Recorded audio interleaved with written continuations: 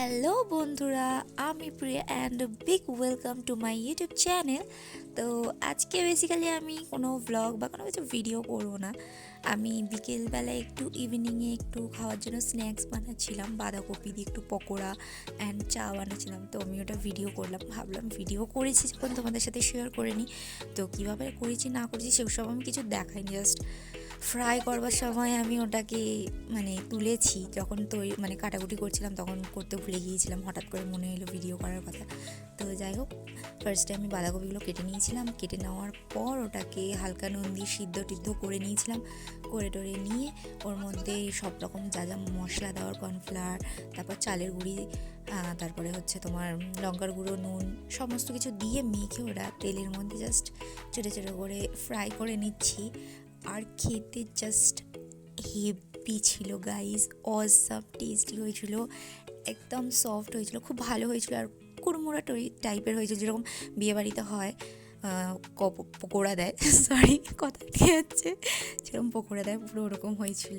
তোমরা দেখো কত সুন্দর একদম ব্রাউন কালার করে ফ্রাই করে নিয়েছি।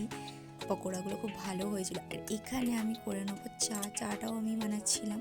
আর পকোড়াটা হাফ মা করেছে, হাফ আমি করেছি। তো পকোড়াগুলো আমার মা ভেজে তুলছে আর আমি এক কাছে চা বানাচ্ছিলাম।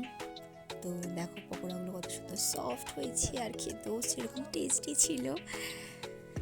দেন এখানে আমি দুধের মধ্যে চিনি দিয়ে দিচ্ছি, দিয়ে আমি চাটা করে নেবো। চাটা আর কী বলবো, চাটা তো সবাই পারে বানাতে, আমি একটা কী বলবো, সবাই শুনে হাসবে। যাই হোক, আমি একটু স্পেশাল করেই বানালাম, একটু চা করলাম পকোড়া নিয়ে খাবো বলে। তো এখানে আমি চা পাতা দিয়ে ফুটিয়ে নিয়েছি, চাটা হয়ে গিয়েছে, আমার পকোড়া ওইদিকে কমপ্লিট হয়ে গিয়েছে, এখানে আমার চাও হয়ে গিয়েছে।